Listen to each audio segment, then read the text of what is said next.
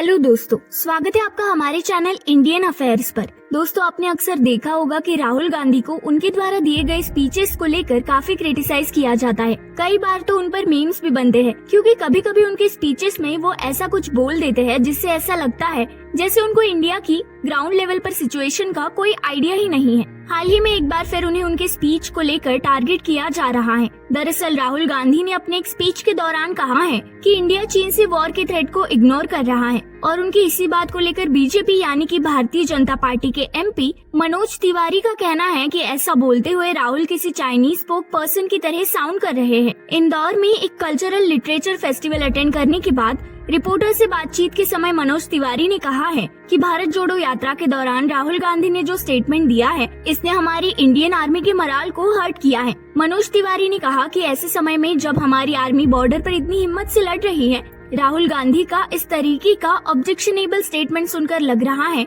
जैसे कि कोई चाइनीज स्पोक पर्सन बात कर रहा हो। उन्होंने न सिर्फ खुद को हार्म किया है, बल्कि नेहरू गांधी फैमिली ने जो भी काम किया था उसे डिस्ट्रॉय कर दिया है। बता दें कि भारत जोड़ो यात्रा के दौरान राहुल गांधी ने नरेंद्र मोदी की बीजेपी गवर्नमेंट को टारगेट करते हुए कहा था कि मोदी गवर्नमेंट सो रही है और चीन से वॉर के खतरे को इग्नोर कर रही है। अगर बात करें चाइनीज बॉर्डर पर सिचुएशंस की, तो अभी कुछ दिनों पहले ही जनरल कलीता ने इस मैटर पर स्टेटमेंट दिया था, जिसमें उन्होंने बताया था कि बॉर्डर पर सिचुएशन अब स्टेबल है और इंडियन आर्मी कंट्रोल की पोजीशन में है। इसके अलावा इंदौर में इस इवेंट के दौरान मनोज तिवारी से और भी कई मुद्दों पर सवाल पूछे गए थे। उन्हीं में से एक था पॉपुलेशन कंट्रोल लॉ का मुद्दा, जिसके बारे में बात करते हुए उन्होंने बताया कि उनका केस अलग है। उनकी पहली पत्नी से तलाक हो चुका है, जिनके साथ उनकी एक बेटी थी, और उनकी दूसरी पत्नी ने उनके दूसरे बच्चे को जन्म दिया है। उन्होंने कहा कि एक औरत के पास 2 बच्चे होने का राइट होना चाहिए। मनोज तिवारी ने कहा कि हम पॉपुलेशन कंट्रोल में विश्वास रखते हैं, पर भगवान ने हमें इस लायक बनाया है कि हम अपने बच्चों का ध्यान अच्छे से रख सके।